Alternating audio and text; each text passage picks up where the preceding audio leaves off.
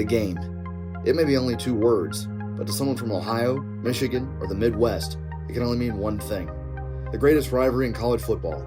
That's right, we're talking about the Ohio State Buckeyes and Michigan Wolverines. In today's video, we'll be taking a look at some of the greatest moments in the history of the rivalry to get you ready for the 119th rendition of not just one of the greatest rivalries in college football, but in all of sports. Let's dive into this epic feud between two age-old enemies.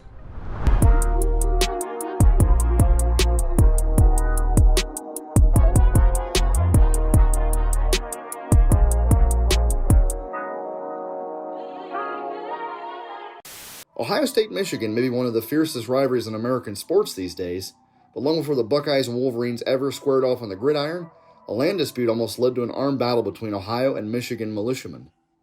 The Toledo War, as it was called, was a land dispute between the state of Ohio and the territory of Michigan over who had the right to claim the Glass City. Today's current border obviously places Toledo in the Buckeye State, but the original boundary had Toledo as a part of Michigan. The bickering between the two sides became so hostile that 600 armed Ohio militiamen led by Robert Lucas marched to the disputed territory to face 1,000 Michigan troops. Fortunately, no shots were fired and no one was killed in the bloodless skirmish, but it did give Michiganites their famous nickname. One of the Ohio soldiers was so jarred by how hostile the Michigan troops were that he said they were as vicious and bloodthirsty as a bunch of Wolverines. The nickname stuck. Michigan was eventually called the Wolverine State. In order to settle the dispute and prevent any violence, President Andrew Jackson signed a bill that would allow Michigan to become the 26th state in 1837, but only after control of Toledo had been given to Ohio. In addition, Michigan also gained the Upper Peninsula, or UP as it's known. But this land dispute would set the stage for the greatest rivalry in college football history.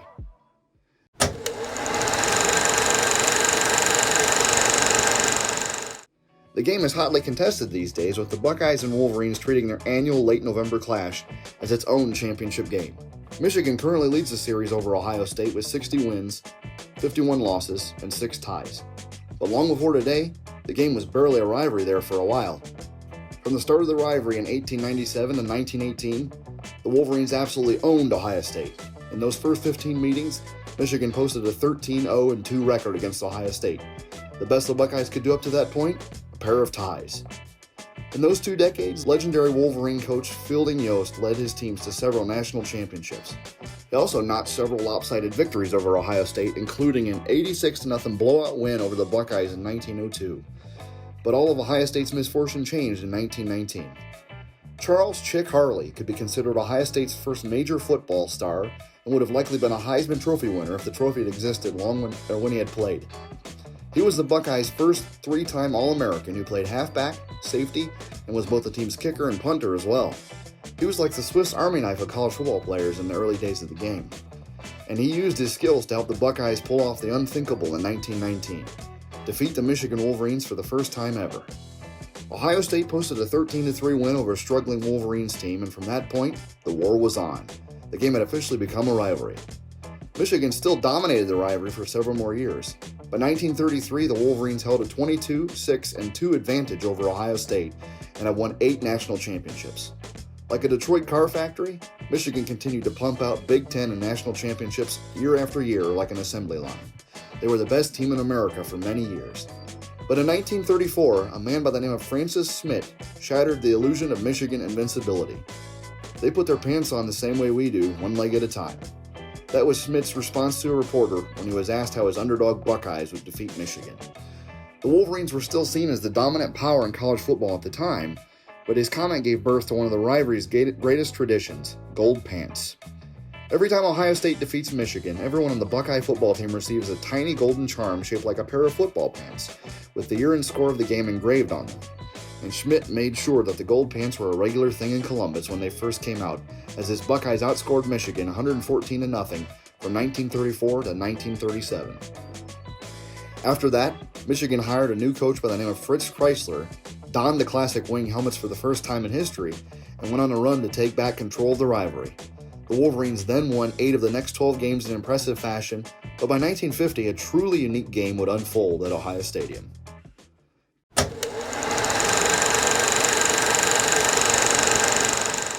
Going into the 1950 matchup, Michigan led the series with 30 wins, 12 losses, and 4 ties. But the game was unusual for 2 reasons. First, Ohio State was a heavy favorite and ranked 8th in the AP poll going into the game, while Michigan was unranked. It was one of the few times up to this point that Ohio State was favored in the game. But the second reason this game was unusual is why it will always be remembered in football lore. The night before the game, Mother Nature slapped Columbus with a truly nasty snowstorm. At kickoff, temperatures were a frigid 10 degrees and winds were blowing at almost 30 miles per hour, while 2 inches of snow fell every hour as well. Even crazier was the fact that there were 45 punts between the two teams. With Ohio State up 3-2 just before halftime, Buckeye coach Wes Fessler decided to try to punt the football back to Michigan. But the Wolverines blocked the punt and Tony Momsen fell on the ball for the game's only touchdown. Michigan beat the heavily favored Buckeyes by a final score of 9-3 and went to the Rose Bowl that year. As for Wes Fessler, he was fired shortly after, and the man who replaced him was a relatively unknown coach at the time by the name of Wayne Woodrow Hayes.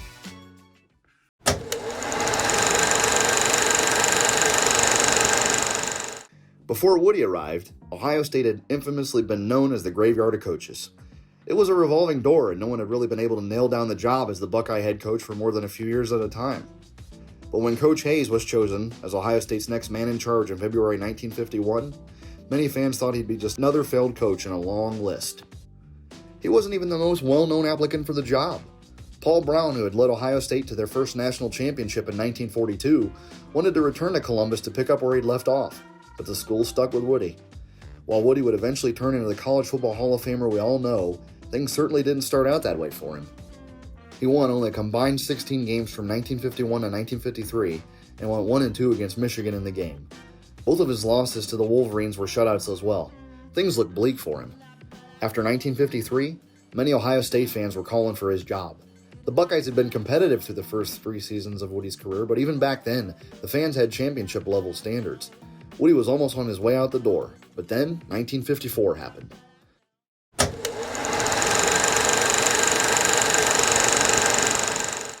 Coming off a decent 6-3 season in 1953, no one expected the 1954 Ohio State Buckeyes to make any serious noise. But Ohio State shot up the rankings with dominant wins through their first 6 games of the year, including wins over number 18 Cal, number 13 Iowa, and number 2 Wisconsin. After that 6-0 start, Ohio State was ranked number 1 in the country. This would be the fastest a team would ever go from unranked to number 1 for almost 60 years. The Buckeyes were led by their powerful defense and their eventual Heisman Trophy winning running back, Howard Hopalong Cassidy. After a pair of dominant wins over Pitt and Purdue, the Buckeyes were sitting at a perfect 8-0 with only one major obstacle left in their way: Michigan.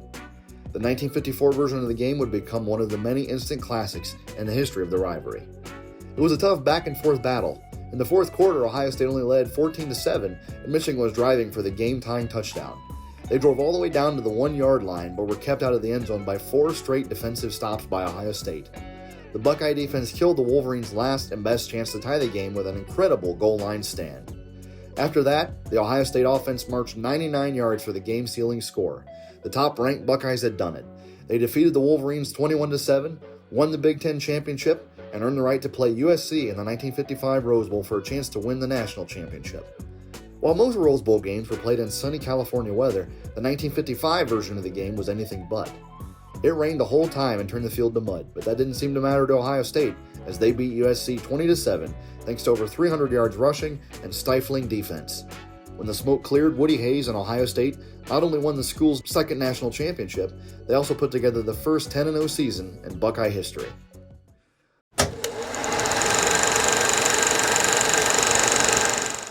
Following the 1954 season, Ohio State added national championships to their trophy case in 1957, 1961, and 1968, along with several Big Ten championships. As for Michigan, the Wolverines were in uncharted territory. The once dominant football giant that pumped out national championships was now a shell of its former self. Michigan only won one Big Ten championship from 1951 to 1968, and had suffered a few embarrassing losses to the Buckeyes. The biggest one? A 50-14 blowout loss to Ohio State in Columbus in 1968. That game is famously remembered for a famous remark that Woody Hayes made to reporters. He quipped that the only reason he went for 2 is because the game wouldn't let him go for 3. The game was already well in hand, and Coach Hayes just wanted to rub Michigan's nose in it even further. Following their win over Michigan, the Buckeyes shut down O.J. Simpson and USC in the 1969 Rose Bowl to win yet another national championship. Ohio State had become the most dominant team in the country after that. Michigan had to do something to end the nightmares, Enter Bo Schembechler.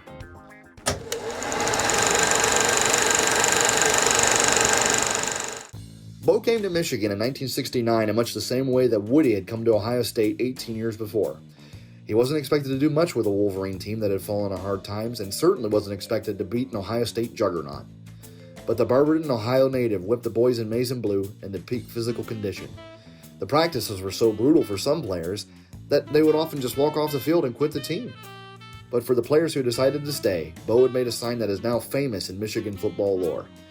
It was 6 simple words, but now the standard by which every Wolverine team is measured. Those who stay will be champions.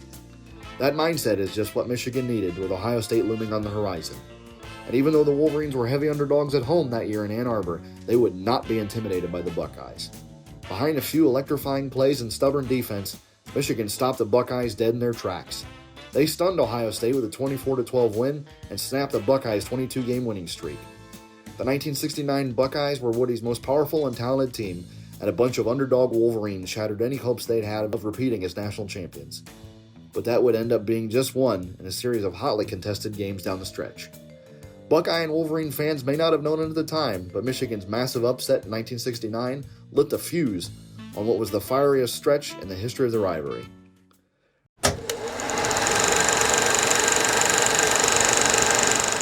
From 1969 to 1978, every game had become personal. Woody Hayes and his former assistant coach Bo Schembechler matched wits and tried to one-up each other any way they could. The rest of the Big Ten season was just the appetizer when it came to the game. Ohio State got its revenge on Michigan in 1970, beating the Wolverines 20-9 in a physical, nasty contest. The Wolverines earned victories in the series in 1971, 1976, 1977, and 1978, while Ohio State notched wins in the 10-year war in 1972, 1974, and 1975. But perhaps the most controversial college football games ever happened right in the middle of that stretch in 1973. While there are no longer ties in college football, the Buckeyes and Wolverines played to a 10-10 tie in Ann Arbor that year. Number 1 Ohio State staked themselves to a 10-0 halftime lead before number 4 Michigan rallied to tie the game. Depending on who you ask, the Wolverines outplayed Ohio State for most of the day, and Bo Schembechler fully expected his team to be chosen to represent the Big Ten in the 1974 Rose Bowl. The conference had had the no-repeat rule at the time, and Ohio State had been crushed in the previous year's Rose Bowl by USC. But Big Ten member schools shocked everybody by selecting Ohio State. This sent Bo Schembechler over the edge. He was absolutely furious that his Wolverines had been snubbed and remained bitter about the decision until his death many years later in 2006. But Bo and the Wolverines would get the last laugh in the 10-year war, as Michigan went 5-4-1 against Ohio State in that stretch. The 3 straight losses to the Wolverines were also enough to drive Woody nuts. Sadly, losing to Michigan in 1978 wasn't the worst of his problems. Following the 1978 Gator Bowl, Woody was fired for plunging Clemson player Charlie Ballman. A storied Hall of Fame career came to a sudden and shameful end.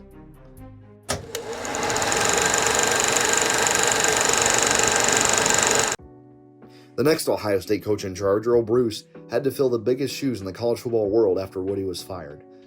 But he performed admirably, winning 5 of his 9 games against Michigan and leading Ohio State to several solid seasons.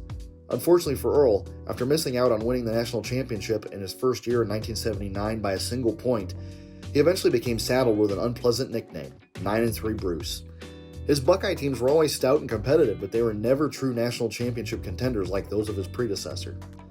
Eventually, the people in charge of the school got tired of this, and they decided to fire him before his final game against Michigan in 1987. But his final Buckeye team was inspired to win one last game for him, and they upset Michigan in Ann Arbor for an emotional 23-20 victory. The Buckeyes had sent Earl out a winner.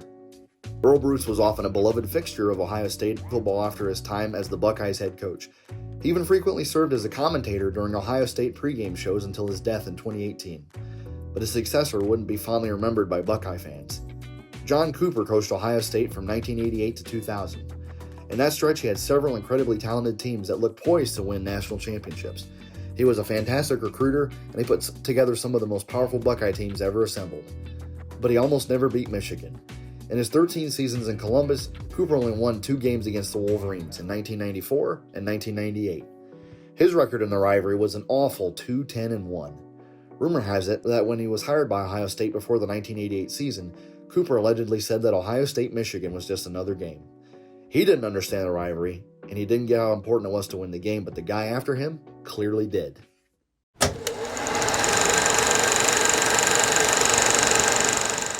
From 1979 to 2000, Michigan went 14-7 against Ohio State. The rivalry was firmly in their control. But all that would change once the Buckeyes hired Jim Tressel in 2001. Before taking over in Columbus, Tressel was extremely successful as the head coach at Youngstown State. He led his Penguins to several FCS national championships and built the program into a football powerhouse. He started off his Ohio State career with a memorable appearance at a Buckeye basketball game in the Schottenstein Center. At halftime, he addressed the crowd saying, "You'll be proud of our young people, in the classroom, in the community, and most especially in 310 days in Ann Arbor, Michigan, on the football field." The crowd went insane, and soon so did Ohio State. From 2001 to 2010, under Jim Tressel, the Buckeyes absolutely owned Michigan, going 8-1 against the Wolverines in that stretch, and winning several Big Ten championships. Tressel also led the Buckeyes to the school's first consensus national championship since 1968, as Ohio State capped off the first 14-0 season in NCAA Division I history by upsetting heavily favored Miami in the 2003 Fiesta Bowl.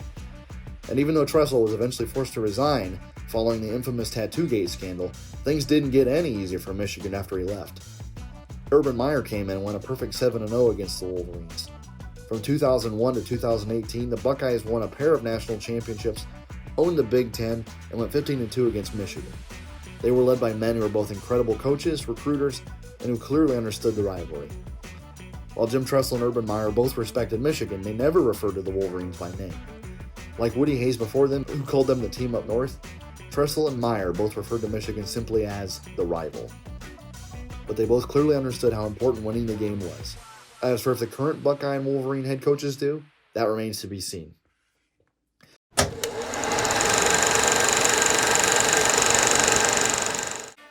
Following Ohio State's win in the 2019 Rose Bowl over Washington, Urban Meyer turned over control of the Buckeye program to his top offensive assistant, Ryan Day. In his first season in Columbus, Day picked up immediately where Urban Meyer had left off. His Buckeyes thrashed the Wolverines under fifth-year Michigan head coach Jim Harbaugh 56-27. During the COVID-shortened season in 2020, Michigan and Ohio State actually did play. This was a first in the history of the rivalry. But something must have happened that offseason as the Wolverines came back incredibly strong in 2021 and 2022. Not did only Michigan win a pair of Big Ten championships and make the college football playoff twice, but they also beat Ohio State in back-to-back years for the first time since 1999 and 2000. And the Wolverines didn't just beat the Buckeyes, they hammered them badly. They outscored Ohio State 87-50 in those two games. But after struggling for years to bring his alma mater back to national relevance, Michigan head coach Jim Harbaugh has his Wolverines playing at a very high level. His back-to-back victories over Ohio State not only saved his career, but they may also have started the momentum swing that could carry the rivalry back in the other direction. November 25th, 2023 is the next meeting in this storied rivalry, number 119. And Ohio State and Michigan look like they're both on a collision course. As of this video, both are undefeated and rolling toward an absolutely massive game in Ann Arbor, Michigan. But no matter what happens on that day, the Buckeyes and Wolverines will no doubt square off against each other several more times in the future. Ohio State, Michigan, a time-honored American tradition. What did you think of today's video? Did you have a favorite Ohio State-Michigan game in the rivalry? Let us know in the comments below and shout out your maize and blue or Buckeye pride. From all of us here at Superb Sports Media, thanks for watching.